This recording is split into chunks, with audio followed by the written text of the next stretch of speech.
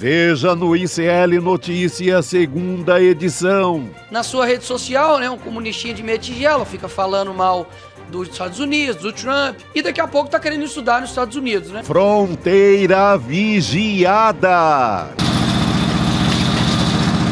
Em guerra com Xandão, governo Trump apela para a restrição de vistos.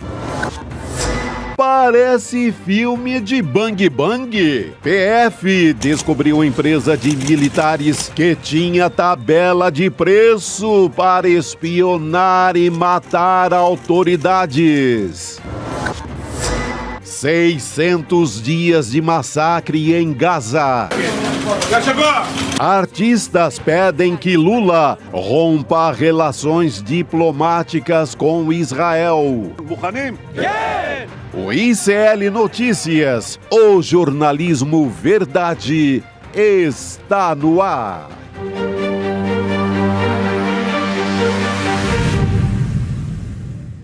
Olá, boa tarde. Seja muito bem-vindo, seja muito bem-vindo. O ICL Notícias, segunda edição, está no ar e nós estamos ao vivaço, a pedidos, nos canais do Instituto Conhecimento Liberta, Eduardo Moreira, e também no canal da Voz Trabalhadora, no YouTube. Seja muito bem-vindo também você que nos acompanha pela Pop TV e você que nos ouve também na Web Rádio São João, diretamente...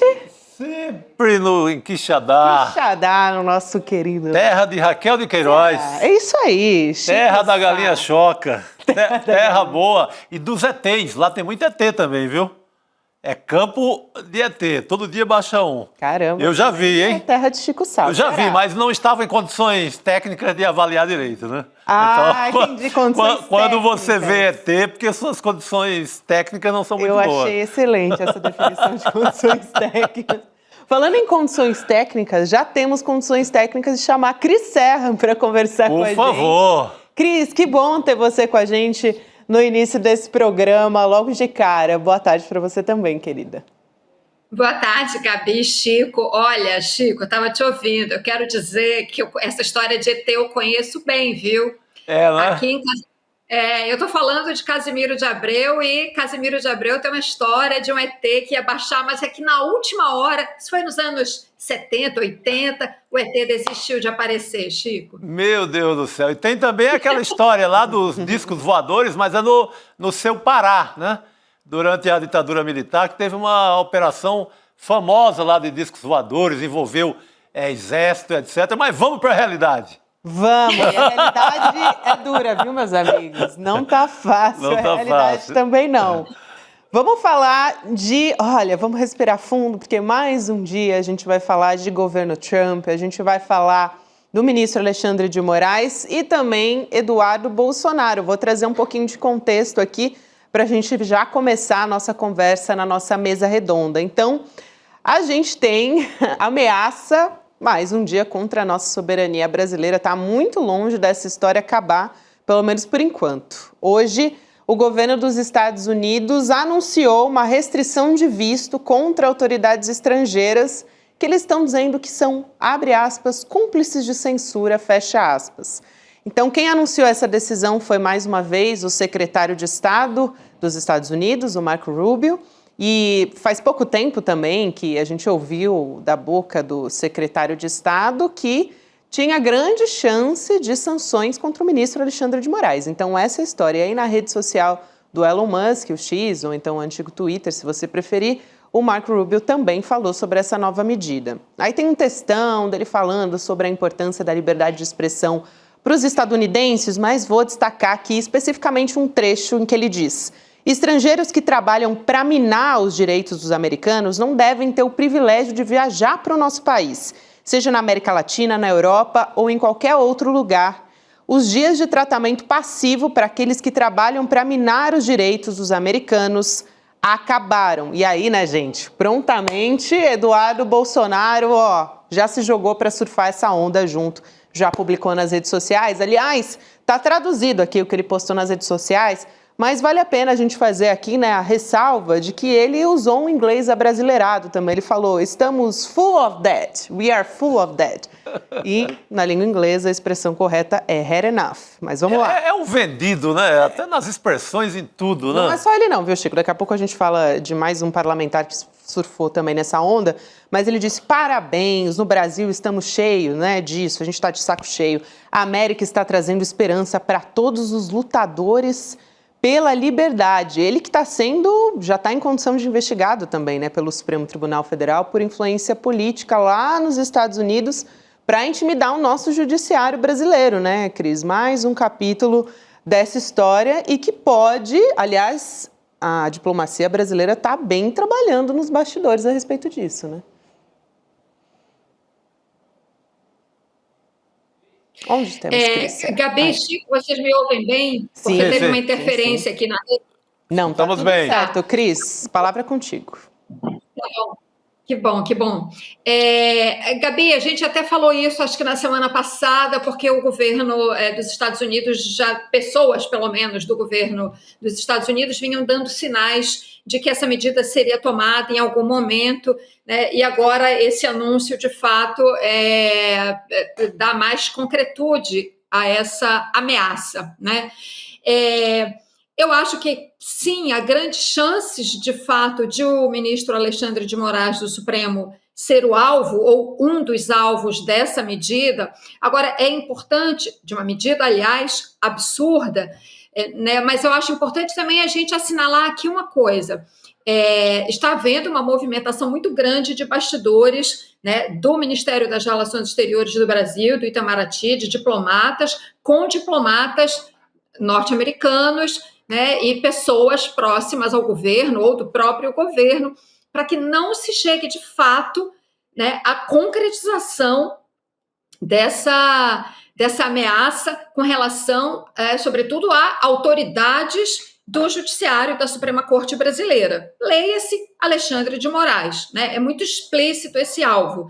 Então, embora tudo indique que a medida será adotada com esse objetivo, né, de constranger o ministro Alexandre de Moraes, pela importância dele, do cargo dele, né, como ministro da Suprema Corte, e o alcance, a repercussão que uma medida dessa, né, feita, aliás, talhada sob medida para ele, para ameaçá-lo e constrangê-lo, isso teria uma repercussão muito grande nas relações entre os dois países. Isso caracteriza, sim, uma violação da soberania brasileira.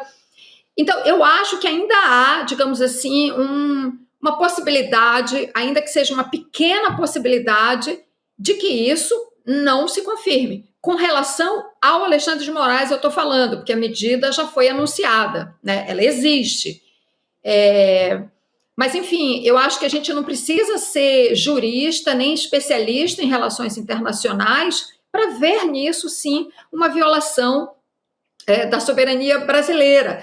Agora, o que está por trás disso? Claro que há essa movimentação toda do Eduardo Bolsonaro lá, de setores extremistas, né, de outros extremistas de direita brasileiros que moram nos Estados Unidos e que têm conexões também com os extremistas do governo Trump, que são muitos, ele próprio um extremista, né? Mas eu acho que o que pesa, de fato, muito é a questão das Big Techs. Elas não querem se submeter a nenhum tipo de decisão do judiciário de outros países, né? Não admitem, e isso a medida deixa muito, a maneira como foi noticiada, né? Está muito claro, né, que eles não aceitam nenhuma regra que implique em moderação de conteúdo, enfim, das Big Techs. Isso é impossível, isso não pode ser colocado na relação entre dois países, né, porque são empresas, toda empresa que atua num outro país tem que se submeter às regras desse outro país.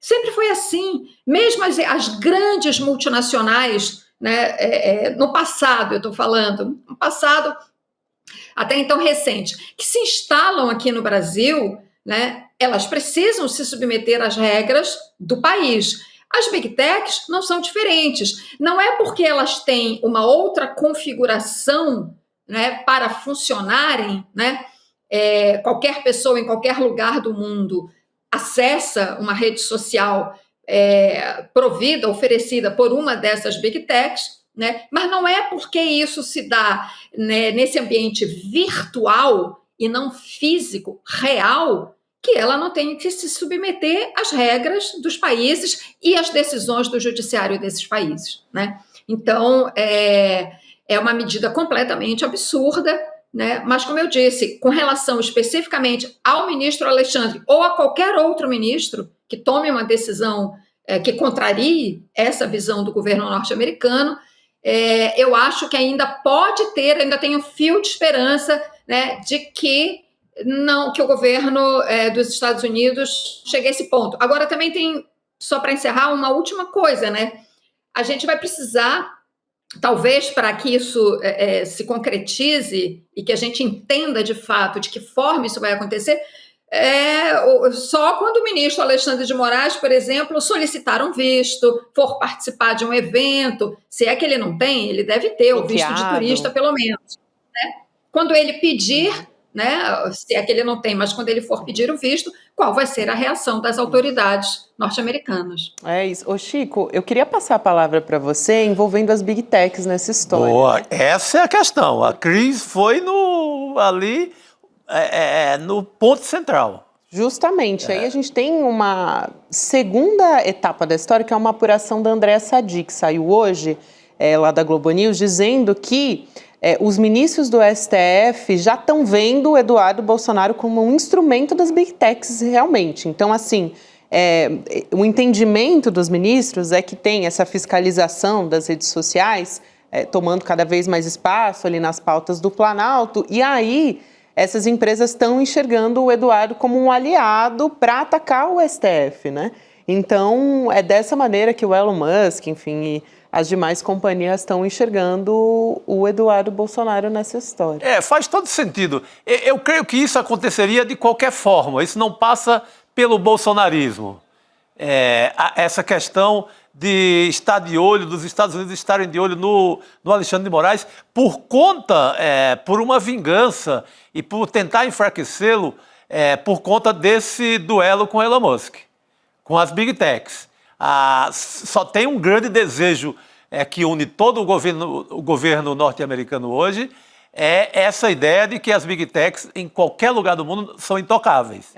Esse é o grande instrumento de guerra deles. É o ponto principal da história deles. Aí você tem esse capítulo do bolsonarismo, vai o Eduardo por lá, e deve estar sendo usado também pelo próprio Elon Musk, por tudo, para incendiar a história. Mas o capítulo principal é a questão das big techs. Se favorece o bolsonarismo, se eles estão festejando isso, é outra questão. Mas eles talvez não pensem, não avaliem as condições em que se encontra o pai, o Jair Bolsonaro. Eu acho que isso coloca também o Bolsonaro mais perto de uma prisão preventiva.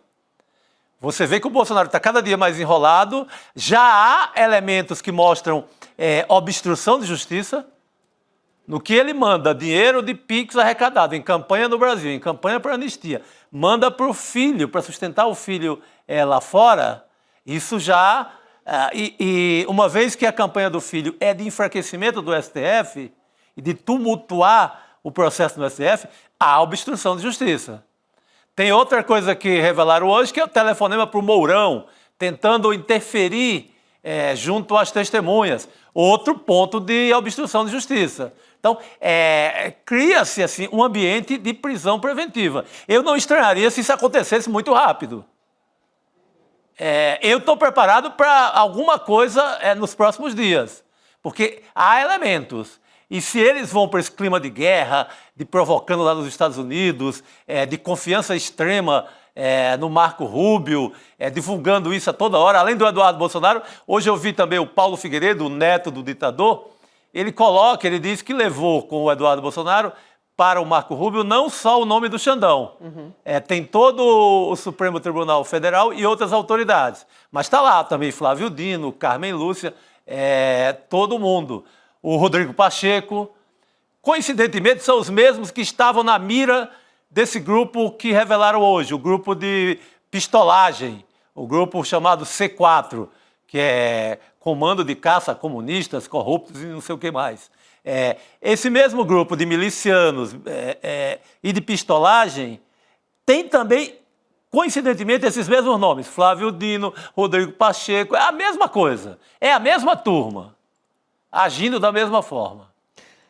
O Chico, aproveitando essa história, porque você citou a possibilidade do Bolsonaro ser preso e disso estar se aproximando, né? A gente teve até a coluna do Igor Gadelha falando que ele está atuando assim pessoalmente, ligando para as pessoas, né, para tentar interferir ali no depoimento de testemunhas. Então, levando em conta todo esse cenário que a gente está vendo, esse cerco do governo dos Estados Unidos contra o Alexandre de Moraes, o Eduardo Bolsonaro, publicamente e ativamente trabalhando para influenciar em toda essa história, eu não duvido realmente que a gente tenha algum andar da carruagem. Eu acho que pode se criar um ambiente. Quando ele toca fogo nessa história com os Estados Unidos e o filho fica em campanha, eu acho que, e eu já vi depoimentos do advogado do Bolsonaro, isso não é um ambiente bom, não é um clima jurídico bom. Sim. Você puxa para si, no mínimo, uma tornozeleira, uma prisão domiciliar. Porque aí pode virar uma interferência. Ah, né? Total. Se não havia nada de obstrução, agora nós temos, em vários pontos. Então, é um cenário bastante... A gente teve uma interrupçãozinha? Não, estamos retomando aqui a conexão com a Cris. Voltou, Cris. Alô, ICL, bote a turma de plantão, porque essa prisão pode acontecer. Porque eles estão... Esse cenário que o Chico está desenhando é bastante plausível, porque a gente vê eles esticando a corda, né? O campo pró-Bolsonaro. Seja lá nos Estados Unidos, esses extremistas todos, essa gente toda aí, Paulo Figueiredo, etc. Seja aqui no Brasil, com essas revelações, né, de telefonemas e não sei o quê, isso é esticar a corda. E aí eles podem calcular mal a dose, né, dessas medidas meio que desesperadas, talvez agora, nesse momento, né? E isso levar, sim, aí a corda arrebentar e levar a uma decisão do Supremo no sentido de uma preventiva, de uma tornozeleira, como disse bem o Chico. É um cenário, de fato, bastante plausível. Boa, Cris. A gente fala tanto aqui, até onde vai esticar essa corda, talvez eles estejam testando ali o limite mesmo dessa corda, né? Agora, eu queria, especificamente nesse assunto envolvendo o governo Trump, o Alexandre de Moraes e o Eduardo Bolsonaro, trazer o posicionamento do ministro das Relações Exteriores, porque agora ele está falando publicamente sobre isso, né? O Mauro Vieira, ele falou hoje sobre essa restrição dos vistos, né, dos Estados Unidos a autoridades estrangeiras, e aí ele foi ouvido na Comissão de Relações Exteriores de Defesa Nacional da Câmara. O que ele mencionou? Achei interessante isso, Chico e Cris. Ele mencionou o Barão de Rio Branco para dizer que o Brasil não tem parceiro incondicional e que a nossa soberania vem em primeiro lugar. E ele também defendeu o multilateralismo, dizendo que essa é uma ferramenta brasileira importante para se defender do autoritarismo. Então a gente tem esse trecho da fala do Mauro Vieira. Vamos assistir? Boa. A soberania e o soberanismo estão integralmente ligados ao multilateralismo. O Brasil só pode ser soberano, como dizia José Maria da Silva Paranhos Júnior, Barão do Rio Branco, ele precisa e deve ser soberano e deve cuidar dos interesses nacionais antes de qualquer coisa, como eu mencionei na alguma resposta anterior, quando ele disse já no final da vida, num artigo, que o Brasil não conhecia alianças ou amizades incondicionais e que vinha sempre, sobretudo com os mais fortes, disse ele, e que o importante era, em primeiro lugar, o interesse nacional. O multilateralismo é a plataforma para que países como o Brasil, que não tem armas nucleares, não tem grandes exércitos e tudo, se defendam. Aliás, o Mauro Vieira, questionado por um bolsonarista, né, o deputado Marcel Van Hatten, ele é do Novo, mas com posições bastante bolsonaristas, né, sobre essas relações com os Estados Unidos. E aí o Mauro Vieira disse que não recebeu o retorno de uma carta que ele mandou para o Marco Rubio, para o secretário de Estado dos Estados Unidos, do Trump. Só que ele alegou que as relações não estão interrompidas, ele esclareceu isso, e também ele ressaltou o contato que ele tem com fontes comerciais ali dos Estados Unidos também. Vamos ver mais esse trechinho, vamos assistir. Mandei essa carta que foi recebida pelo gabinete dele.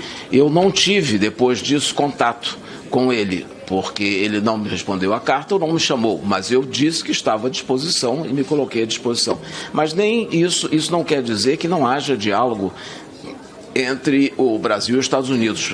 Muito pelo contrário, nós sempre mantivemos muitos contatos. Eu falei por telefone 2 vezes, pelo menos, com o representante comercial da Casa Branca, o USTR, que tenho certeza que Vossa Excelência conhece a estrutura do governo e como funciona, que é uma espécie de ministro do exterior, ministro do comércio para o comércio exterior. O Mauro Vieira, né, Cris, tem uma postura bastante serena, sempre adotou essa postura ali de diplomacia, né, que a gente não teve durante os anos de governo Bolsonaro e o Brasil voltou a ter com os últimos anos de governo Lula, né, que temos aqui. É uma coisa muito interessante, Gabi, que ele faz, inclusive, nesse pronunciamento, né? Ele vai buscar a tradição diplomática brasileira. Ele vai lá no Barão do Rio Branco, que é o patrono da diplomacia no Brasil, né? Que fundamenta a atuação diplomática no Brasil, sempre fundamentou. Uma postura sóbria, comedida. Eu falei que sempre fundamentou, claro, você tem momentos, assim, exceções aqui e ali, mas, no geral, quando você analisa a atuação diplomática brasileira, ela é sempre nesse sentido que você falou, serena, sóbria, e agora, diante das provocações do Trump, em todos os níveis, seja na questão de tarifas, seja nessa questão de deportação de imigrantes, e agora nesse assunto dos vistos, o Brasil o tempo todo tem atuado, tem reforçado a atuação nos organismos multilaterais, porque é assim que tem que ser, né? Você não pode sair abrindo frente individualmente com cada país, dizendo eu quero isso, eu quero aquilo, a minha regra é essa ou aquela, como o Trump está fazendo. Ele está fazendo isso porque ele é um autoritário que acha que é, de fato, o dono do mundo, o presidente do mundo, como ele falou recentemente. Ele vai quebrar a cara em algum momento, né? Ele está fazendo muito mal aos Estados Unidos. O Brasil atua em outra direção, né? Completamente ao contrário, e é o que tem que ser. É reforçar o multilateralismo, usar todos os canais que tem. Ele fala do encarregado de comércio, né? A origem, inclusive, da diplomacia é muito isso, né? Estabelecimento de relações comerciais e tudo mais. Mauro Vieira é um diplomata com uma extensa experiência, né? E que saberá, sim, usar esses canais. Agora, é aquela coisa, a gente, né, como país, o Brasil, a nossa diplomacia, a gente tenta atuar com racionalidade, né, com essa sobriedade, né, com altivez, que essa é uma característica da diplomacia brasileira, sobretudo nos governos de esquerda, no governo Lula, né, isso sempre foi dito, né, isso é um comportamento do Celso Amorim, quando foi ministro das Relações Exteriores. Agora, claro, a gente precisa ver também o que vem do lado de lá, né, o que vem do outro lado, né, para você saber também, né, qual é o momento de avançar, qual é o momento de recuar, qual é o momento de botar panos quentes. Seja como for, eu vejo às vezes muita gente cobrando uma atitude assim mais contundente do governo brasileiro, né, diante de algumas medidas. Eu acho particularmente que a diplomacia brasileira tem agido muito corretamente, né?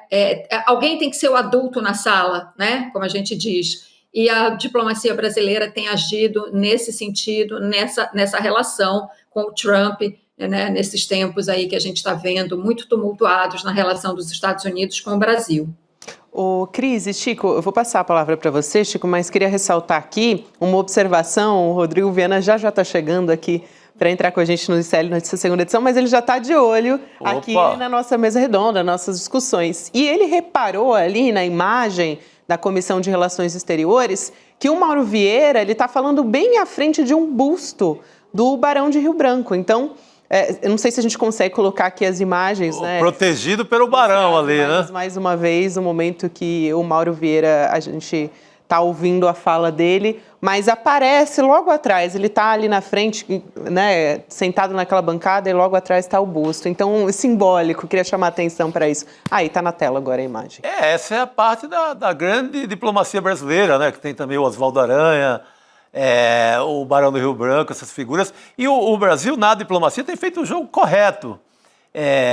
E não tem se antecipado, se afobado para anunciar retaliação. Não houve ainda nenhuma medida concreta. Você não pode, como política diplomática, avançar e dizer, não, vamos punir aqui e acolá se caçarem vistos, vamos punir esse e acolá. Não. Você pega a questão econômica, vê como a diplomacia agiu bem. Até agora não saiu daqueles 10% que estão sendo negociados, setores por setores. Não houve nenhuma medida a mais do governo Trump, como houve, por exemplo, com o México. Ele tem enchido mais o saco do México do que do Brasil. Óbvio, também tem a questão da fronteira, é algo mais delicado para os Estados Unidos. Mas não houve, além daqueles 10%, que são os mesmos 10% da Argentina, que é um país aliado 100% à Casa Branca. Então, não há grande confusão, a não ser essa questão que é do interesse das Big Techs. Aí é que está. O Bananinha, o Bolsonaro, eles entram ali no contrapeso. Eles celebram isso, eles querem uma punição para o Alexandre de Moraes, mas a guerra principal é Big Tech contra essa ideia delas serem minimamente controladas em algum lugar do mundo. Eu quero aqui ressaltar também, Chico e Cris, que a gente teve resposta de outros bolsonaristas. Eu tinha citado um Marcel Van Hatten, sim, que é do Novo, no caso, né? Mas o Nicolas Ferreira, lógico, né? Lembra que eu tinha comentado que mais um a surfar na onda, além do Eduardo Bolsonaro, ele, obviamente, também foi para tentar surfar essa onda, o deputado Nicolas Ferreira. E aí ele, claro, defendeu o posicionamento dos Estados Unidos e não do Brasil. Né? Mais um vendido, né? Esses caras são tudo entregues. Patriota, né? Patriota de pátria alheia, né? Claro que ele defendeu os Estados Unidos nessa decisão de suspender os vistos para estudantes, no caso. E aí, não contente, ele ainda criticou a política externa que tem sido adotada pelo governo brasileiro e citou a primeira-dama, a Janja, ao falar sobre isso. Vamos assistir o vídeo dele e a gente volta a conversar. Vamos lá. Acho que eu ouvi aqui alguns deputados do PT dizendo a respeito, por exemplo, da suspensão, né, dos vistos de estudante pelos Estados Unidos, de que isso seria uma medida, enfim, praticamente totalitária. Mas, na verdade, o que eles estão fazendo é só uma suspensão para poder analisar a rede social dos estudantes que querem aplicar, né, o visto nos Estados Unidos. Na sua rede social, né, um comunistinha de meia tigela fica falando mal dos Estados Unidos, do Trump, e daqui a pouco está querendo estudar nos Estados Unidos, né? Não. Sua rede social vai ser avaliada. Segundo ponto, Janja, que confesso que é a norte-artilheira, né, a nossa camisa 10, mas que, poxa, em termos de âmbito internacional, é gafe atrás de gafe. Que chega e xinga o Elon Musk, o homem mais rico do mundo, manda ele para aquele lugar. Enfim, essa é a pessoa que, ao lado, né, do Xi Jinping, pede para poder regular as redes aqui no Brasil. É muito sabujo, né? Não, eu mesmo que estava falando em liberdade de expressão, defende o Trump controlando estudantes, ou seja, completamente uma contradição total. O que esse moleque quer? Pô! Chico e Gabi, é impressionante isso, né? A terra da liberdade de expressão, né, que pressupõe a liberdade de crítica. Não, eu agora vou analisar a sua rede social, porque se você criticar o governo Trump, aqui você não entra. Né? Ou seja, olha, passo a passo a gente está vendo, né, o governo Trump adotando medidas de caráter autoritário, de caráter totalitário. Isso que está acontecendo nos Estados Unidos, às vezes a gente até ri um pouco, porque é tudo tão absurdo, né, que a gente, assim, a nossa reação, eu mesma já muitas vezes, a reação é caçoar, como se dizia antigamente, né? Pô, que cara maluco. Não, isso é muito preocupante. Isso é extremamente preocupante quando um governo de um país com a importância econômica, política e militar, né? E aí, quando eu falo agora militar, inclui importância cibernética, importância digital neste planeta. Quando você vê um país com este peso, né, tendo um governo que toma esse tipo de medida, isso é extremamente sério e grave. E não tenha dúvida, isso vai bater na gente em algum momento, se esse governante não for, esse governante de caráter absolutista não for contido, se as instituições dos Estados Unidos, de fato, não forem capazes de contê-lo. Há muitas reações, né? O judiciário norte-americano tem reagido a muitas medidas, mas é que o governo Trump toma tantas medidas tão fortemente totalitárias o tempo todo que o judiciário norte-americano também fica meio que, né, esmagado por tantas demandas, digamos assim, né, e talvez não consiga responder com tanta rapidez, né, a adoção e a consolidação desse tipo de medida. Então, o que o Trump vai deixar de herança para os Estados Unidos, se ele for de fato até o final do mandato, né, ele deixa um legado tão pesado, que ainda que ele seja sucedido por um presidente que tente desfazer o que ele fez, isso vai demorar tanto tempo a ser desmontado, que a gente vai sentir essas ondas de choque por muito tempo, mas muito tempo. Um estrago sem tamanho, né? Nas instituições, em tudo. A justiça norte-americana tem tentado, de juiz de primeira instância, tentado aqui e acolá, segurar casos de imigrantes que estão sendo... Outro dia eu vi uma criança com câncer e não era devolvida nem da Venezuela, nem era devolvida para a Venezuela. Iria com a mãe para El Salvador, sabe? Porque acabou numa prisão lá, uma loucura total. A justiça tenta, mas ele passa por cima. O avião já tem saído, a justiça não tem segurado avião nenhum. O avião já tem ido embora com casos assim, absurdos. E, Chico, a justiça, muito rapidamente, claro, a justiça não consegue, né, evitar a concretude de medidas que ele toma, e também outros países atingidos por decisões dos Estados Unidos, né, também não têm conseguido reagir a isso, e, ao contrário, até colaboram, como você citou agora há pouco, o caso de El Salvador, né, que criou um presídio gigantesco que está recebendo pessoas deportadas dos Estados Unidos que não são salvadorenhas, né, essas pessoas não são de El Salvador, não estão sendo deportadas para o seu país de origem. São cidadãos de outros países, mas que estão sendo deportados pelos Estados Unidos e vão para esse presídio em El Salvador, que ninguém sabe o que está acontecendo com essas pessoas.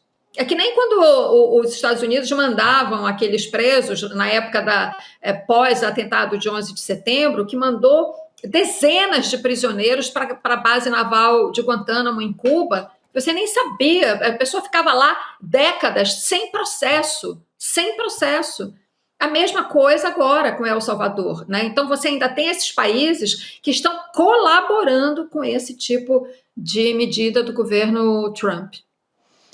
É isso, gente. Eu quero propor aqui também a gente abordar uma pauta importantíssima que a gente tem conversado desde ontem à noite no ICL Notícias segunda edição, que são as ofensas machistas, para dizer o mínimo, racistas também, de ontem, contra a ministra do Meio Ambiente, a Marina Silva. A gente continua repercutindo isso hoje. Aliás, foi muito falado nas redes sociais, na internet. As menções a Marina Silva explodiram e acho que tem que ser assim. Quero fazer até aqui uma menção à Vivian Mesquita, né, nossa amiga, colega aqui, que fez uma fala importantíssima hoje de manhã. Um beijo para Vivi. Obrigada por essa bela fala. abertura no ICL1 hoje, hein? Que importante. Sem me sentir com a aula assim, a alma lavada.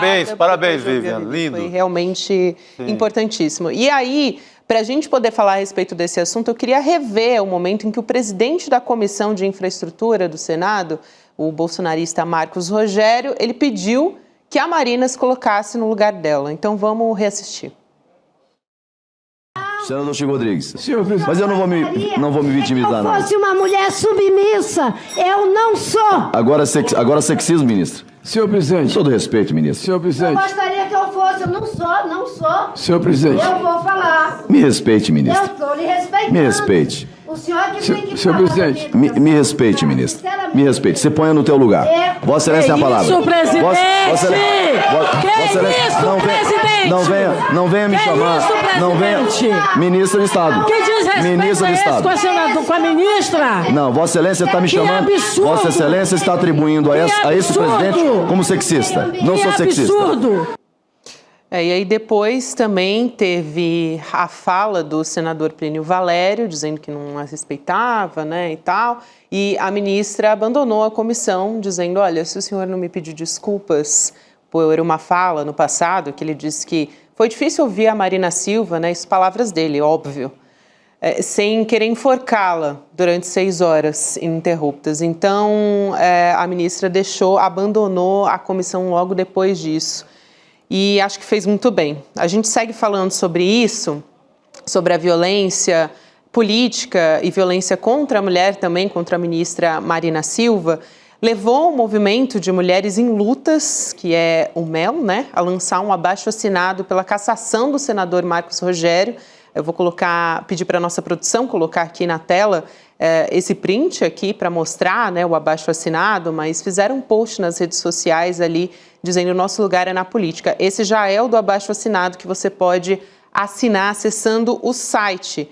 Aí eu vou divulgar direitinho aqui, também pedir para a nossa equipe colocar no nosso chat para você poder acessar, fica mais fácil. Mas é o www.mel.org.br/Marcos Rogério Cassado. Quem tem divulgado essa campanha, saindo em defesa da ministra Marina Silva, é a Manuela Dávila, que conversa com a gente agora também. Eu já agradeço a Manu por aceitar nosso convite. Seja muito bem-vinda, querida. Que alegria conversar com vocês, mesmo que num contexto tão ruim, né? Porque cada vez que uma mulher é vítima de uma violência dessa, todas nós mulheres que já fomos ou que somos frequentemente vítimas, nos sentimos novamente vitimadas, né?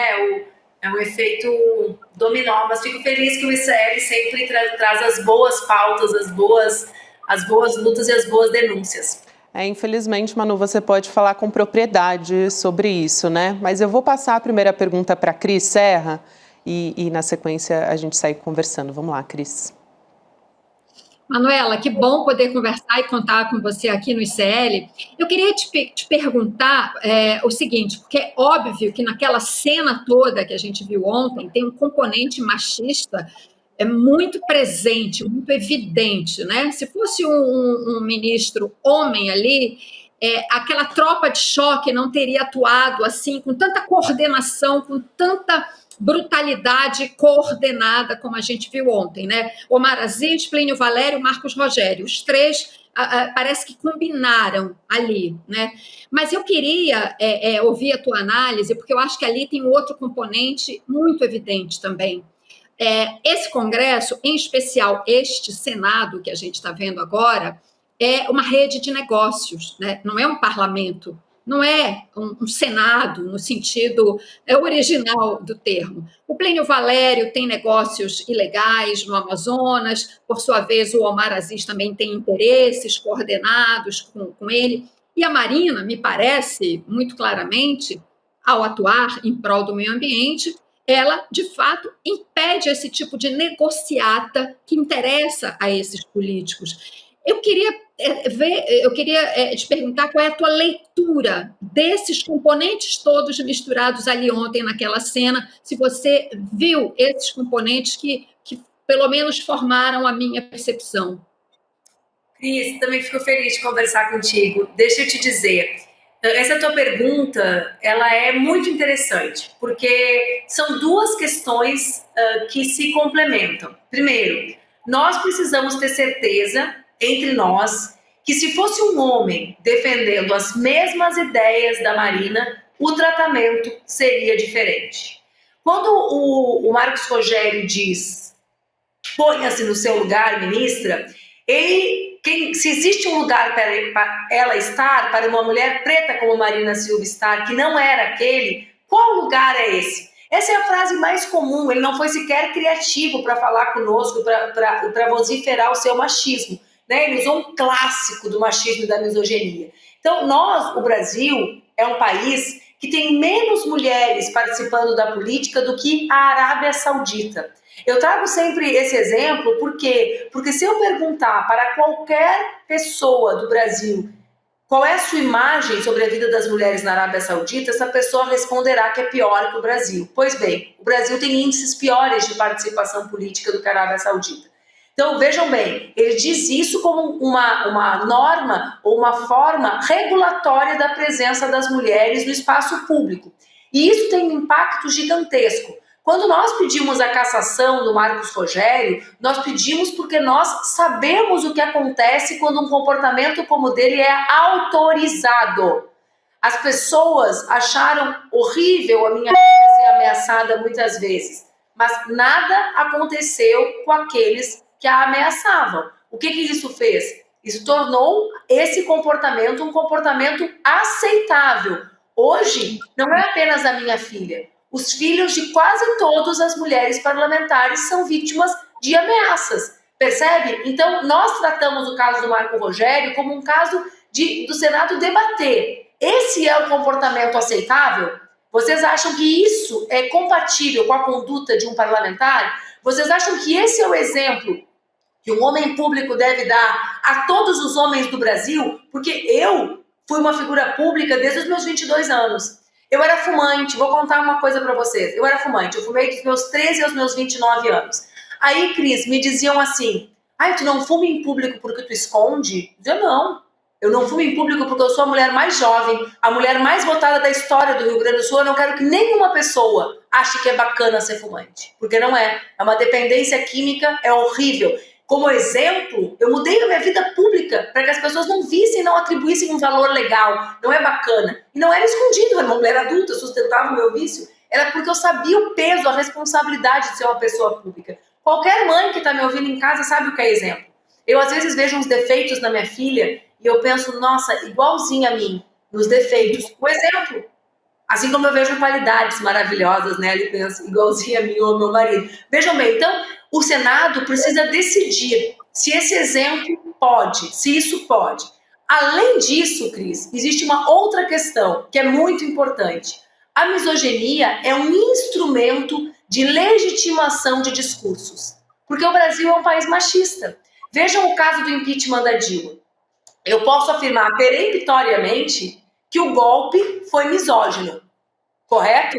Mas seria incorreto dizer que o golpe se deu por causa da misoginia. A misoginia era o dispositivo de legitimação pública dos interesses do golpe. Eles não diziam assim, vamos dar o golpe para fazer a reforma trabalhista, vamos dar o golpe para retirar direitos, vamos dar o golpe porque a Dilma tem uma agenda diferente da nossa. Eles diziam, ela é mulher, ela é ruim em economia, ela é mulher, se ela tivesse um namorado, a economia brasileira estava melhor. Ou seja, a misoginia legitimava a agenda do golpe. Então, sim, o que aconteceu com a Marina foi misoginia, foi violência política de gênero. A serviço de que está? A serviço de uma agenda. É usado para legitimar uma agenda. E aqui está o pulo do gato. É por isso que nós, mulheres de esquerda, somos as mais atacadas. Porque nós representamos, veja as votações que as mulheres têm. Quando a gente fala de Tarília Petroni, uma mulher negra de Niterói, professora, essa agenda dessa turma é uma agenda muito mais popular. O que eles fazem? Eles usam o sistema de desinformação do Brasil, é todo baseado em gênero e raça, gente. Todo baseado em gênero e raça. Porque eles sabem a força das mulheres. Nós, os progressistas, é que às vezes vacilamos sobre a dimensão dessa força. Eles não, por isso que eles nos atacam tanto. Então, sim, eu só fiz essa introdução, Cris, porque eu tenho medo que ao falar da pauta ambiental, a gente subestime o que é a violência que as mulheres estão sofrendo na política. Nós, no instituto que eu presido, a Gabi sabe, a gente já conversou sobre isso, a gente tem um serviço que chama-se Plantão Colmeia, de atendimento a mulheres parlamentares em situação de violência. A gente tem serviço psicológico, jurídico e comunicacional. Gente, as nossas parlamentares, elas estão destruídas. É horrível lidar com o drama de ver o filho ameaçado pela sua atuação política. É horrível ler 24 horas por dia que é incapaz.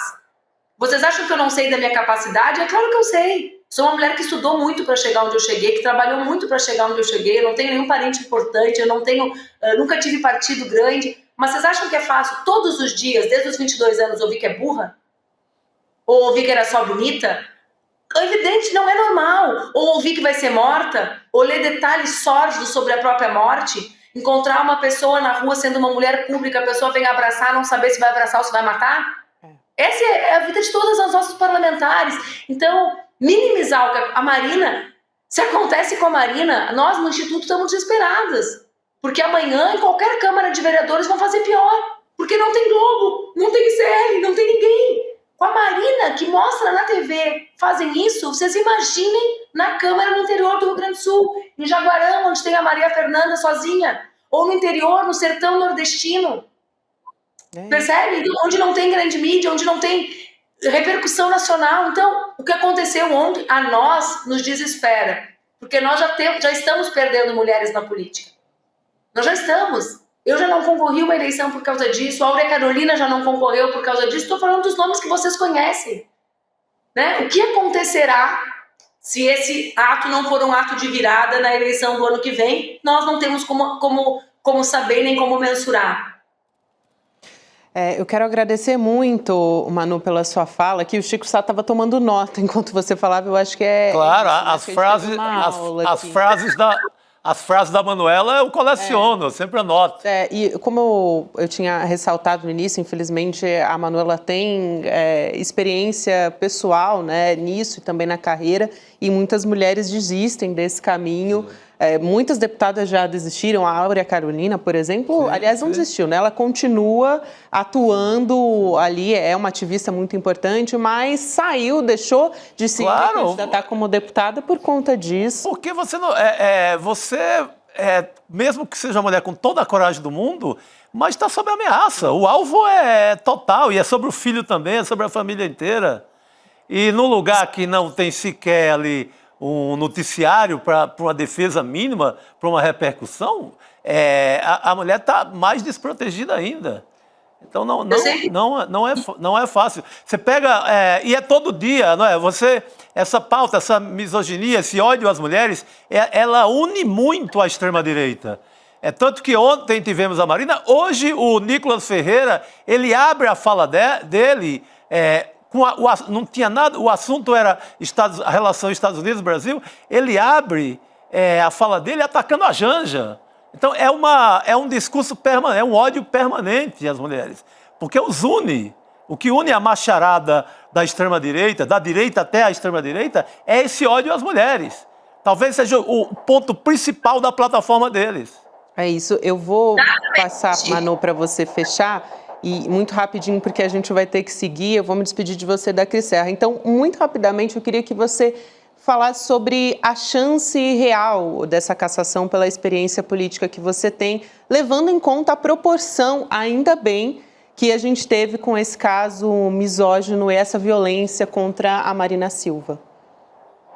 Gabi, eu sou da tese que acha que as questões das mulheres são as mais amplas da sociedade brasileira. Que a turma que acha que a agenda das mulheres isola a esquerda não entendeu nada do que está acontecendo no Brasil e não sabe como as mulheres, de uma forma muito ampla, se identificam com as nossas bandeiras. Pode não se identificar com o nome, né? Mas com as bandeiras, com as causas. E enfrentar a Marina Silva com o nível de desrespeito que ela foi enfrentada, lembremos que o senador Plínio tem desejo de matá-la. Eu não tenho desejo de matar ninguém. Tenho adversários brutais. Não consigo ter esse desejo, né? Não, olha a loucura do que a gente está falando. Ele manifestou isso, eu não estou inventando. Enforcar e matar. No conto de Aia, enforcam as aias que não se comportam. Quem não está vendo a nova temporada, assista para ver que é exatamente o desejo do senador. Então, eu acho que nós estamos num momento de depuração. Na semana passada, um deputado foi punido em função do ato que cometeu contra a ministra Gleisi.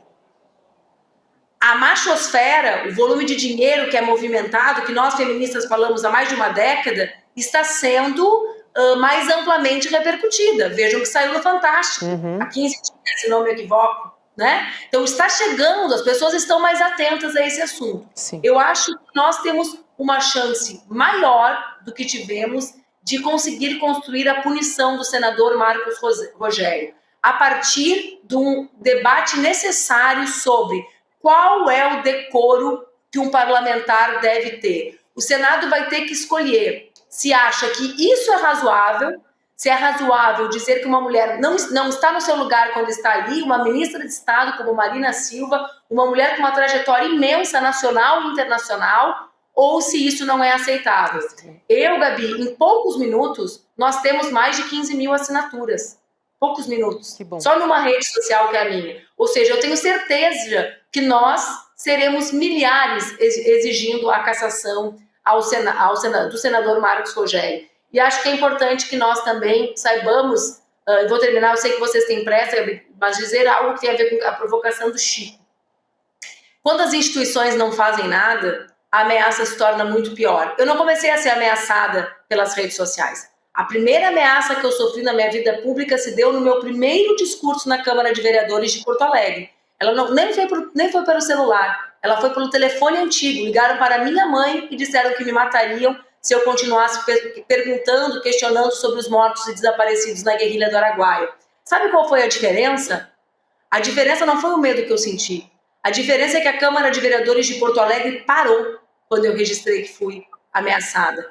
O presidente da Câmara, que era um homem de centro-direita, exigiu que a Brigada Militar me escoltasse e que as investigações fossem conduzidas com celeridade. Sim. Hoje, nós temos a maior parte das deputadas federais andando de carro escoltado diante de um Congresso Nacional que não reage, de instituições que minimizam e mesmo dos nossos parceiros de esquerda que acham que isso é normal. Marcelo Freixo virou herói porque enfrentava as milícias e andava escoltado. Nós, mulheres, andamos escoltadas porque existimos. Exato. E somos tratadas como um problema da esquerda. E não como as heroínas que são as mulheres que carregam os seus filhos de um estado a outro, protegendo da extrema-direita que nos ameaça. Então, Chico, a ausência de respostas institucionais é cruel com essas mulheres. E é por isso que nós vamos exigir que o Senado diga que Marcos Rogério não está no seu lugar. Aquele não é o lugar dele, aquele tem que ser lugar de gente honrada, de gente séria, de gente que não odeia as mulheres e que as respeita.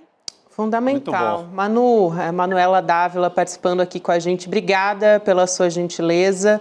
E Cris Serra também, sempre um prazer ter você, querida. Um abraço grande em vocês duas, um prazer. Obrigada, gente. Boa noite. Obrigada, gente. Debate aqui, conversa maravilhosa, super citativa, muito bacana. Tchau, tchau, pessoal. Obrigado, querida. Outro nível, né? Conversar com... Muito bom. Com mulheres inteligentes aqui. Excelente. Elevar o nível desse debate. Inclusive, agora, é para elevar também mais o nível do nosso debate aqui na nossa mesa redonda, vou chamar o nosso parceiro diário. O homem... Chega mais. Gente. Eu não tenho roupa para entrar aqui, né? Que é isso, a gente que não tem roupa para te receber, então, né, Rodrigo Viana? Que rasgação de Boa seda, noite né? para você. Hoje a gente está, né? Vamos tocar adiante. Vamos rasgar mais cedo. A linda amizade. É isso. Estão pedindo para eu ir mais para a esquerda. Não sei o que quer dizer isso. Tá bom, pronto. Será que é mensagem subliminar? Eu acho que é, da nossa direção. É para acertar aqui. Olha, Rodrigo, vou aproveitar a sua presença aqui, todos que nos acompanham, que a gente está falando de assuntos importantíssimos hoje, para pedir para assinarem o nosso canal do Instituto Conhecimento Liberta, porque estamos chegando a quase 1 milhão. Quase 1 milhão, né? O canal do Edu Moreira já passou de 1 milhão. Já passou de 1 milhão. E agora nós estamos quase igualando os dois aí, né? Vamos empatar com o Edu. Vamos empatar com o Edu, hein? Vamos empatar com o Edu. Olha lá. Nossa Senhora, é daqui, olha. Falta mais de meia hora para acabar o ICL2, dá para chegar. Dá tempo, hein? Tá subindo. Muita gente que está nos acompanhando, às vezes não tem inscrição, né? Porque acompanha e esquece, mas não né? se inscreve. Olha, do Instituto Conhecimento Liberta. Isso. Aliás, tem muita gente que não sabe como é que faz, né? Que é ali naquele sininho. É no sininho. Embaixo. ali diminuindo a tela, né? Quando acompanha pelo YouTube, aí tem ali o sininho, é só se inscrever. E aí também é bom porque recebe também as a notificações. notificação de que está começando o programa. Então, é bom para todo mundo. Opa, tá subindo, reloginho subindo. No começo da internet, todo mundo ficava falando, né? Acione o sininho, não sei o quê. Depois as pessoas deixaram de dizer, né? Mas é importante nesse momento ainda que nós estamos em campanha. Vamos bimbalhar esse sininho aí. Para romper a marca de 1 milhão de inscritos. Senta o dedo, não é isso, Chico Sá? Senta o dedo, vamos bimbalhar o sininho. Isso aí. Boa. A gente espera que, quem sabe, até o final desse programa. Eu vou botar fé aqui na nossa comunidade que a gente chega. Estamos chegando, olha só. Vai ter surpresa, hein? Ah, vai tá. Vai ter surpresa agora quando a gente disparou, bater o Chico. nível. Agora é taxímetro de rodoviária. Tá parecendo... Agora vai lá em cima. Não, isso aí é taxímetro nervoso quando você pega táxi no Rio de Janeiro. Que os caras põem um aparelhinho lá que o negócio roda rapidinho, Agora, saindo do aeroporto. Você diria, Rodrigo Viana, não para este homem? Não. Não tem como. Ah, por favor. Chico Sá pedindo, a gente Obrigado. E a gente tem uma surpresa para quando a gente chegar a essa marca. Então, se isso for um motivacional aí... O gerente endoidou e quem ganha é você, né? O presente quem ganha é você. É isso aí. Falando em marca que a gente chegou, a gente teve o nosso no alvo do Império Malafaia, o nosso Spotify, YouTube, né? Enfim, o podcast aqui investigativo do série batendo 1 milhão já também, viu? Que maravilha. A gente está acompanhando semanalmente e amanhã tem a estreia do nosso documentário também do Império Malafaia, hein? Então, se você que não se inscreveu, se inscreve aí que dá tempo em cln2.com.br. Amanhã tem a estreia do documentário, também tem a conversa do Edu Moreira com o Igor Melo, com a Juliana Dalpiva, para saber tudo que está nos bastidores desse documentário também. Então, vale a pena. Aliás, tem trailer, né? Vamos acompanhar? assistir. Bora lá. Por favor. Talvez você não saiba, mas a figura do Malafaia carrega muitas contradições. A principal delas está na vida financeira dele. Os relógios Rolex, os carros importados, o jatinho e tantos outros detalhes mostram um típico milionário. Mas os documentos que eu reuni contam uma história bem diferente. A mágica que o pastor executa é a seguinte: borrar a linha que separa o que é dele e o que é da igreja. Você quer saber o quê? O que você quer saber? Como o Malafaia deu esse salto em direção à extrema-direita e como ele deixou de se portar como um homem de aparência simples para viver uma vida de milionário.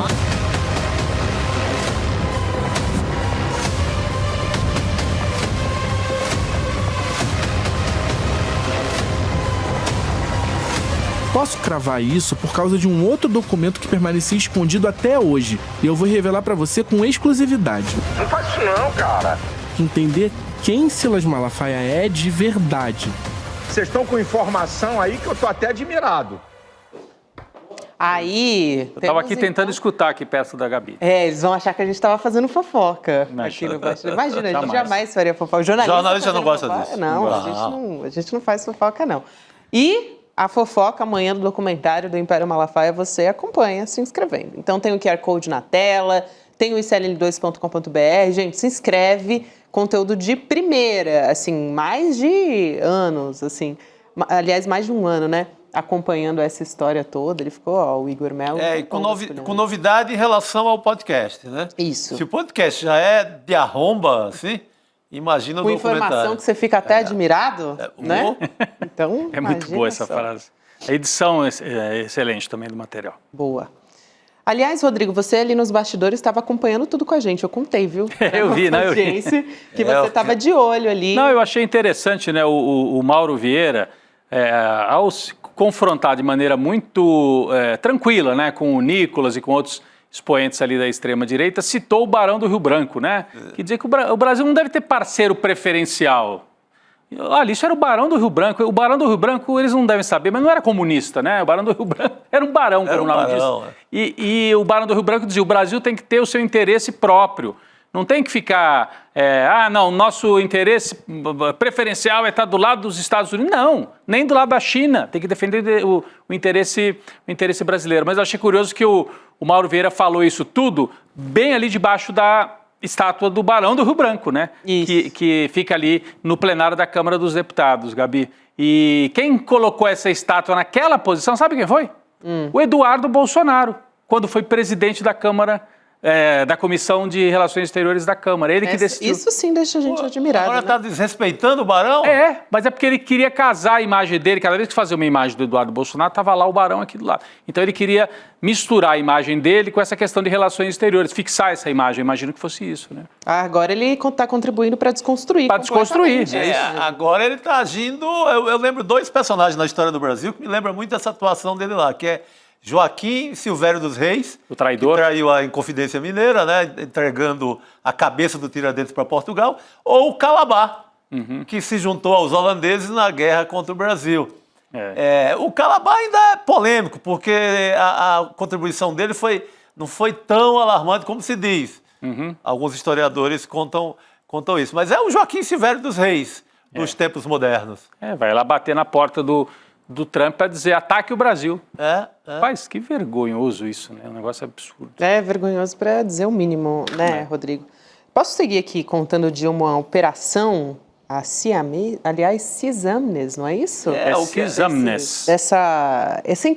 Eu adoro os nomes dessa operação. Eu ia até pesquisar. Você pesquisou o que quer dizer o nome dessa operação? Vou deixar você pesquisar. Então vai lá. Enquanto passa a notícia eu trago isso, um pouquinho Boa. Também aqui. quero saber, eu esqueci de pesquisar. Boa. A gente teve uma operação deflagrada hoje pela Polícia Federal, que é essa 7ª fase da Operação Cisamnes, que a gente vai pesquisar, não deu? Já pesquisei. Já pesquisou. O nome é da mitologia persa. Olha só como a Polícia Federal está sofisticada. Cisamnes era um juiz corrupto que deu uma sentença favorável a um réu em troca de propina, segundo a mitologia persa. É por isso o nome da operação. Casa direitinho com a operação, porque justamente essa operação da PF investiga a corrupção em várias instâncias do judiciário. Então, interessante aí, sempre a gente pesquisar a origem de onde vem. Porque tem compra de sentenças no Mato Grosso, Mato Grosso do Sul, né? Mas daí eles bateram com outra história, né? Estavam pesquisando, estavam investigando compra de sentença e bateram numa organização criminosa, é isso, Gabi? É isso. É muito interessante essa história, porque descobriram a existência de um grupo de militares da ativa e da reserva que abriram uma empresa para fazer espionagem, homicídio de autoridades políticas do país. Então, é bastante interessante essa história. Tinha até uma tabela de preço, olha isso, para executar as autoridades. A gente está vendo aqui na tela, procurado o ministro do STF, igual o Velho Oeste. 250 mil. Gente, que coisa, né? Parece filme. E aí, isso variava dependendo da função, dá para ver aí, né? Senador da República é um pouco mais barato, 150 mil. Ministro do STF é mais caro, deputados federais também mais barato, pessoa comum, eu, você, Chico Sá, 50 mil. Impressionante. É o escritório do crime, né? Do crime que eles total. vendiam esse serviço. Tinha esse tipo de coisa, assim, já vi infinitas reportagens. No tempo da pistolagem mais braba, no Nordeste, no Vale do Rio Doce, em Minas Gerais, no Centro-Oeste, no geral, aqui no interior de São Paulo, lá pro lado do Pontal do Paranapanema. Então, era comum essa tabela.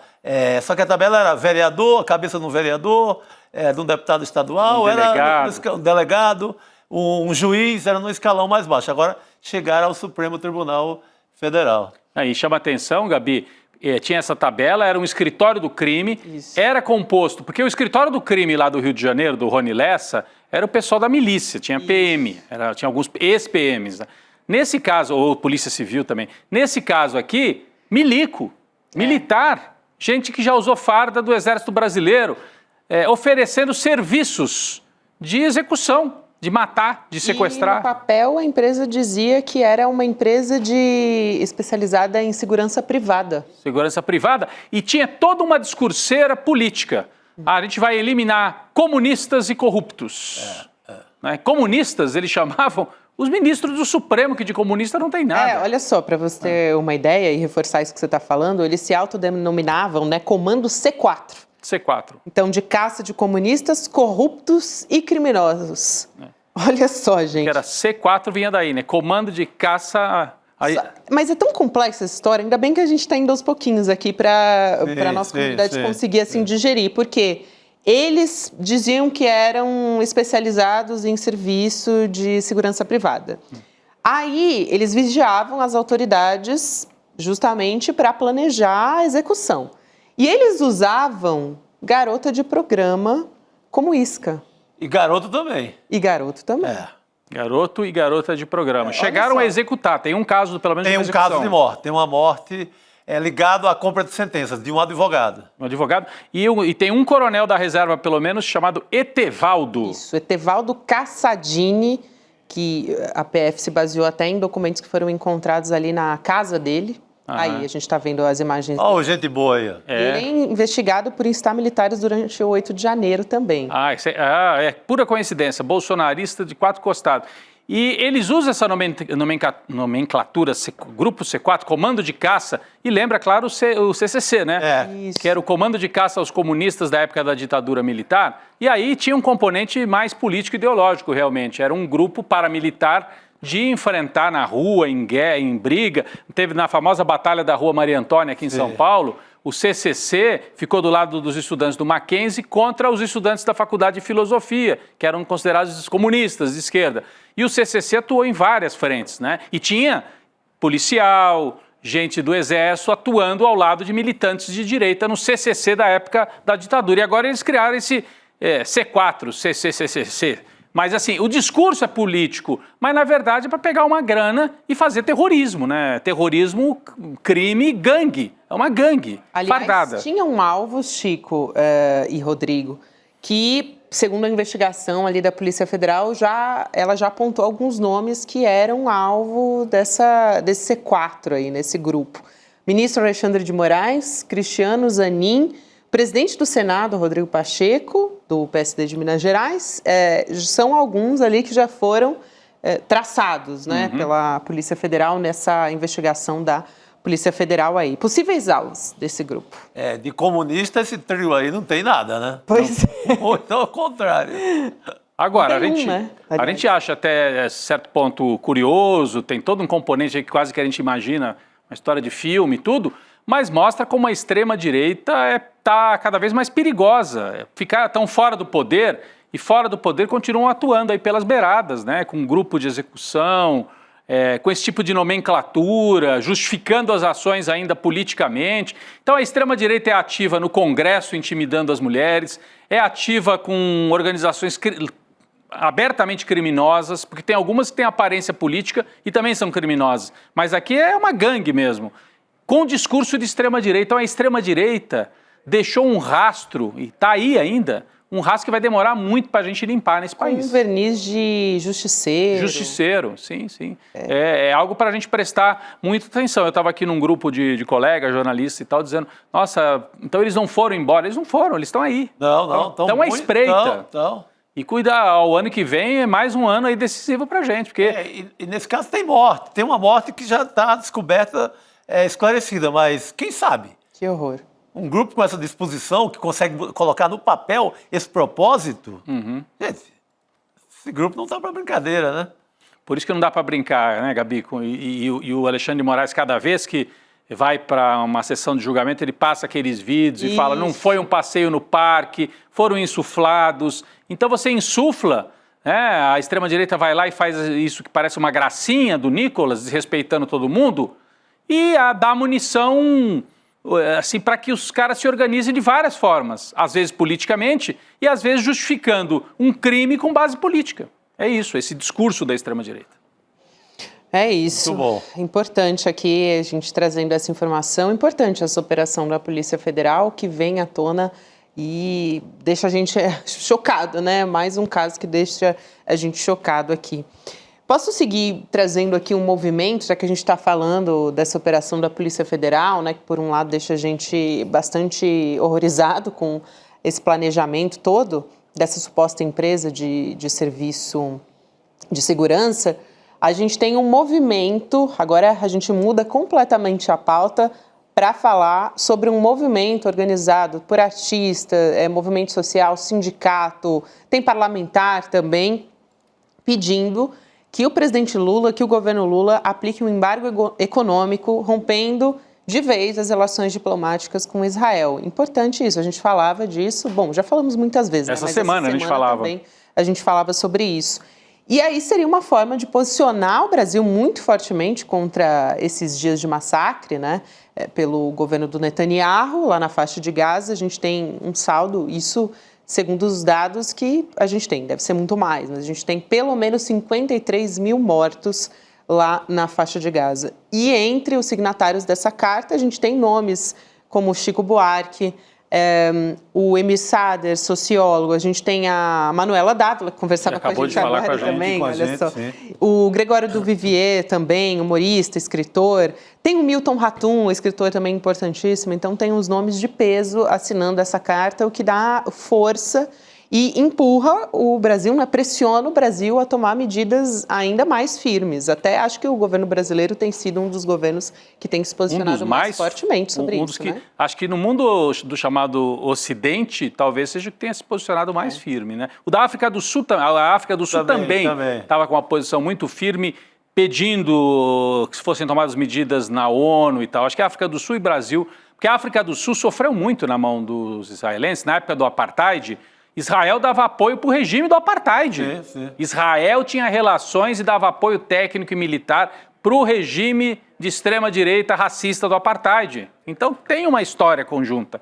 Então o atual governo da África do Sul, que vem dessa resistência ao apartheid, sabe muito bem, né, com o que está lidando. Então eu acho super bem-vindo esse documento que pede que o Brasil rompa relações e deixe de fazer comércio com Israel, de vender inclusive armas, né? O Brasil tem um comércio de armamentos com Israel, e Chico Buarque, Carol Proner, Milton Ratum. O Gregório do Vivier é descendente de judeus, não é? Do Vivier é um sobrenome judaico, eu não tenho certeza. Eu não tenho certeza também. Mas enfim, de qualquer maneira, seja qual for a ascendência... Tem os Judeus pela Democracia, um grupo forte aqui no Brasil que tem se pronunciado.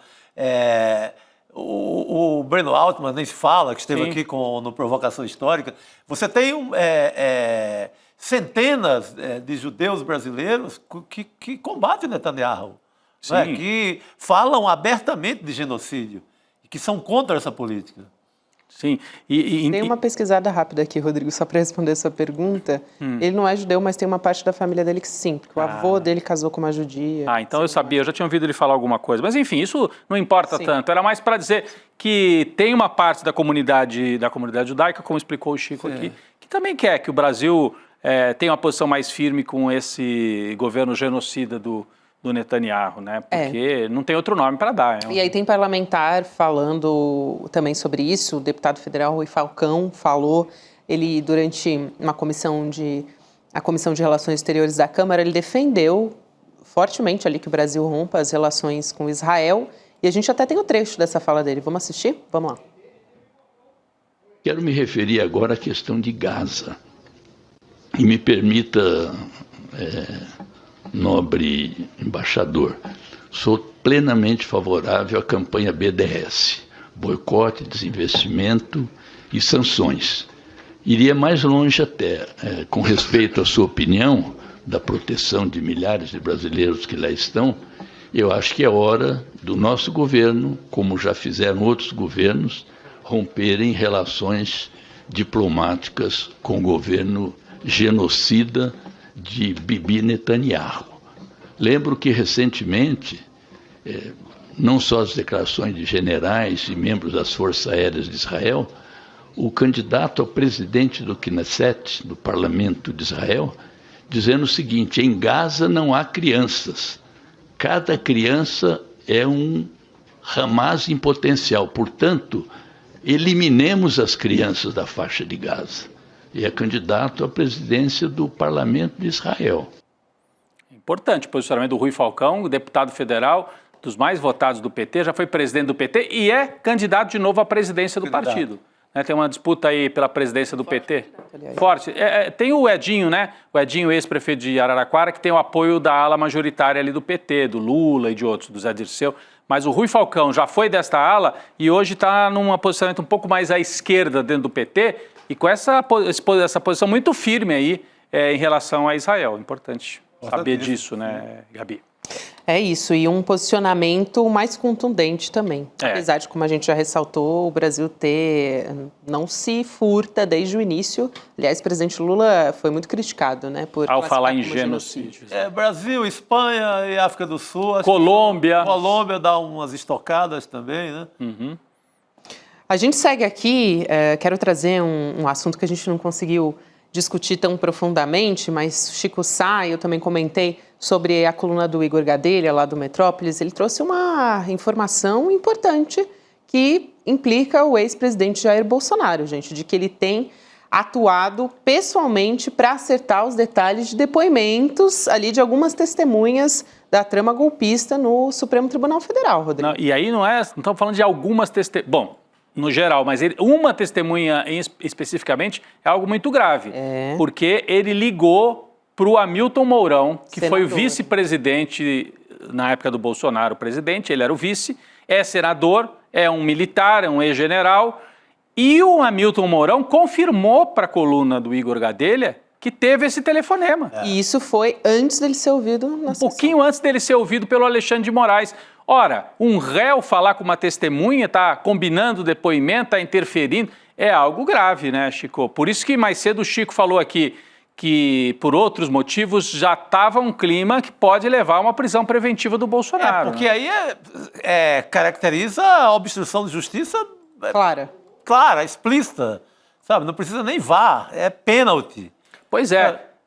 O Hamilton Mourão já está tentando se safar ou salvar o Bolsonaro, dizendo, não, ele me ligou, mas foi uma conversa sobre temas genéricos. Ele pulou depois para essa versão. Genérica, mas ele deu ali alguns detalhes. Ele deu alguns detalhes para o Igor dele. O que o Bolsonaro pediu, por exemplo, segundo o Mourão, tá?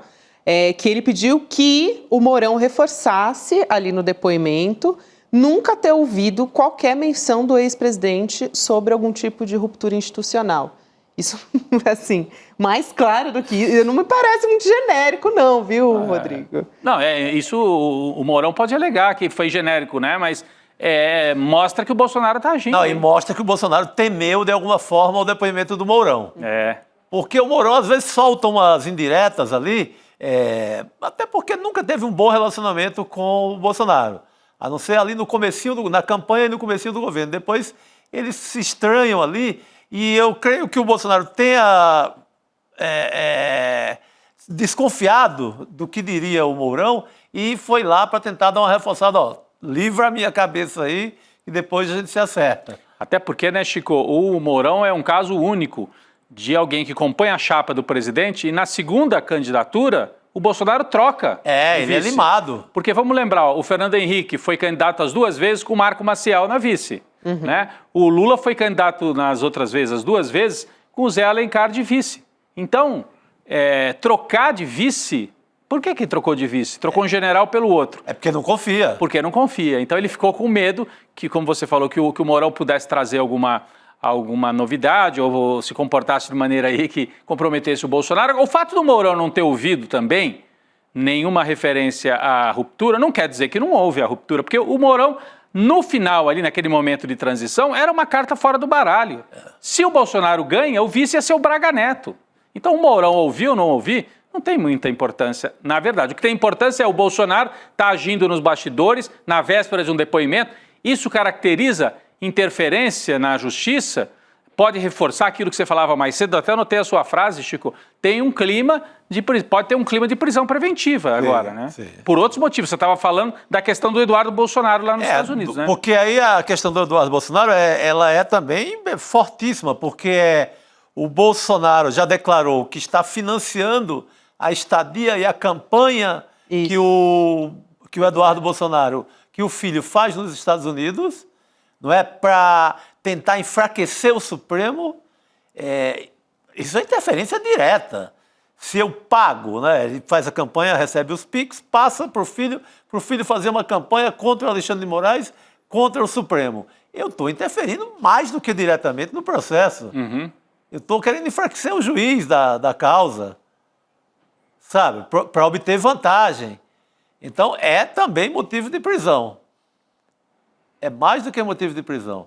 Esse clima todo, ele é muito fortalecido por esse capítulo novo na história do Eduardo Bolsonaro, né, investigado pelo Supremo Tribunal Federal por esse uso, né, político dele nos Estados Unidos para ali ficar em cima da mais alta instância do nosso judiciário brasileiro. Sim. Interferir na soberania brasileira. E para o Paulo Gonet, que é o Procurador-Geral da República, ter pedido esse inquérito é porque tem coisa infinitamente mais grave aí na parada. Isso. Porque ele age de uma maneira, a gente falou agora há pouco da diplomacia brasileira, que age com muito cuidado. O Gonê é 10 vezes mais do que a diplomacia. Para tomar qualquer decisão demora. É tanto que a gente fica o tempo inteiro, acorda, Gonê, acorda, Gonê.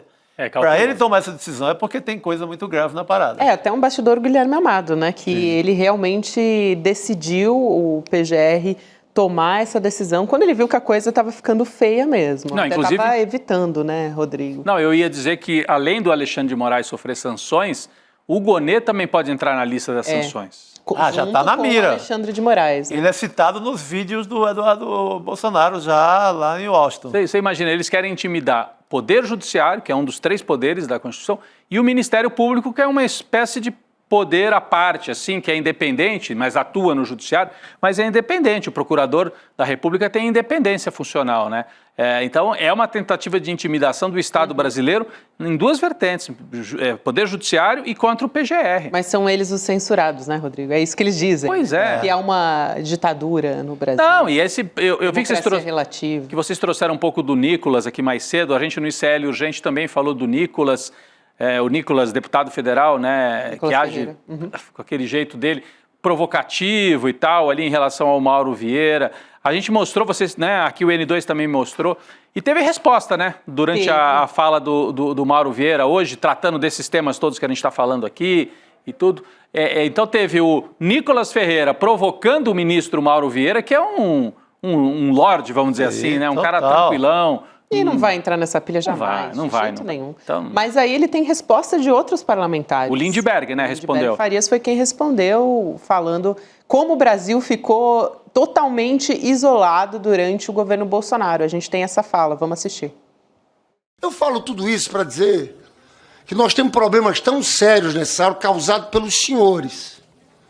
Pelos senhores aqui desse grupo de extrema-direita, bolsonarista, eu vou entrar nos pontos. Nunca nós ficamos tão isolados na nossa história.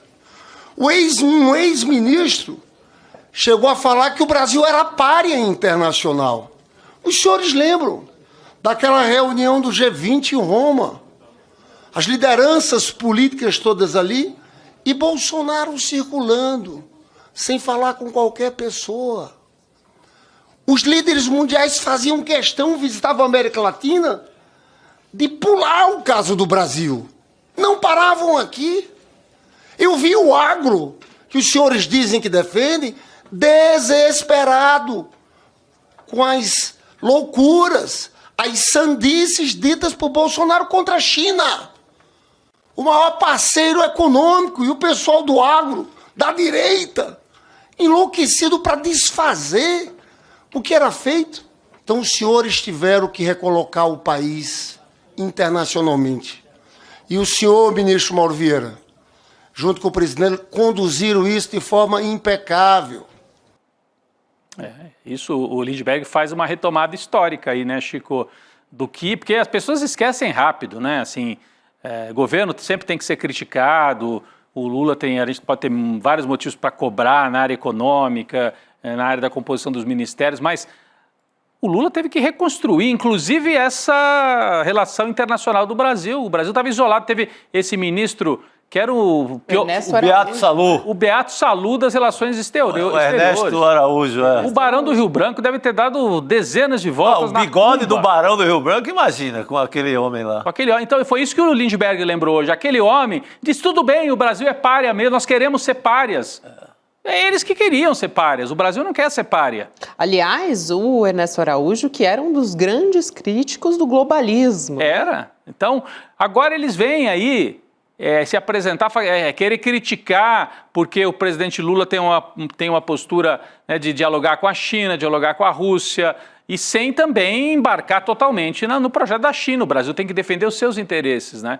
Então, eu achei muito bom ter essa resposta por parte do Lindbergh, sem que o Mauro Vieira precisasse rolar na lama com essa gente, que é uma gente completamente desqualificada, né? Negócio do terror. Se a gente for puxar a lista da época do Ernesto Araújo à frente do Ministério das Relações Exteriores, dá pano para manga, viu? Rodrigo, Chico. E o Lindbergh, dá pano para manga, e o Lindbergh lembrou essa cena famosa de um dos encontros internacionais, que o Bolsonaro estava sem clima, ele ficou tentando puxar papo com o garçom que estava servindo lá no evento internacional. Sim. Tinha uma rodinha de presidente aqui, ele se aproximava, ninguém puxava assunto, tratado como um sujeito que é um alucinado, né?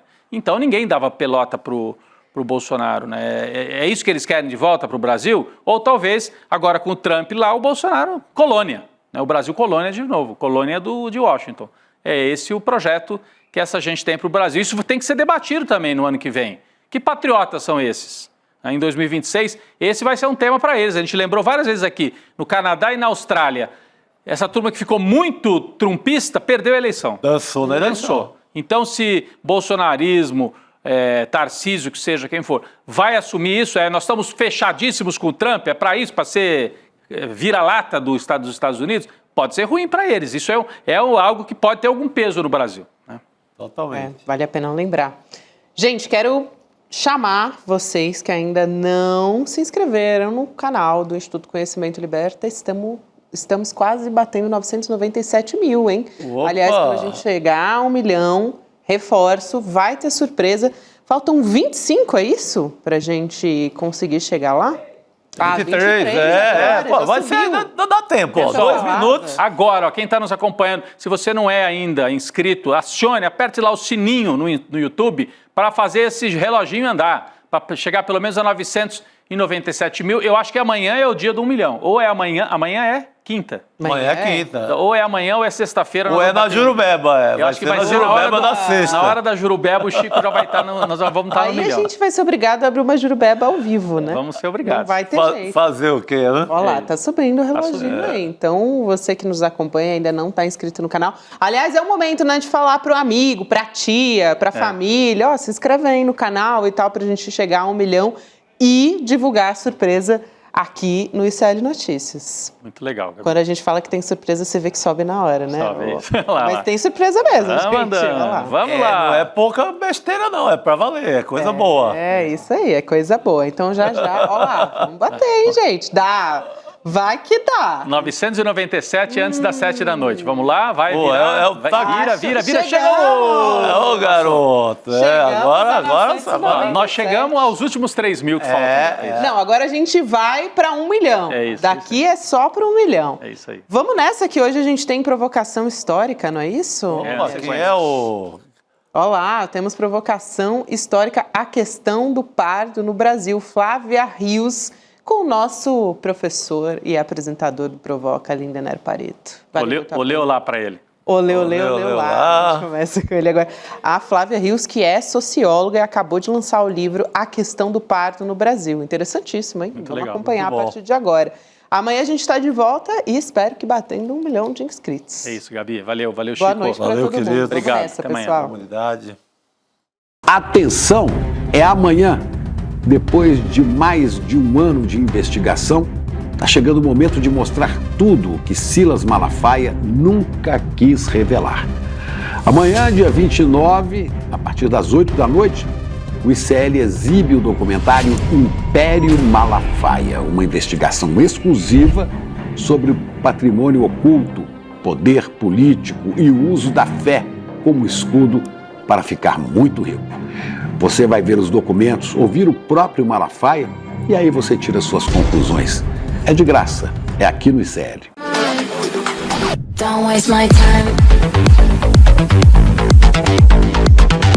Na loja Sou ICL você encontra camisetas, canecas, mochilas e bonés que carregam ideias.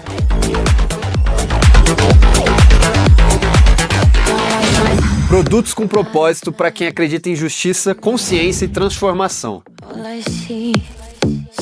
Vista, use, leve a luta com você. Acesse souicl.com.br e escolha o que representa você. ICL, souicl.com.br, tá tudo lá.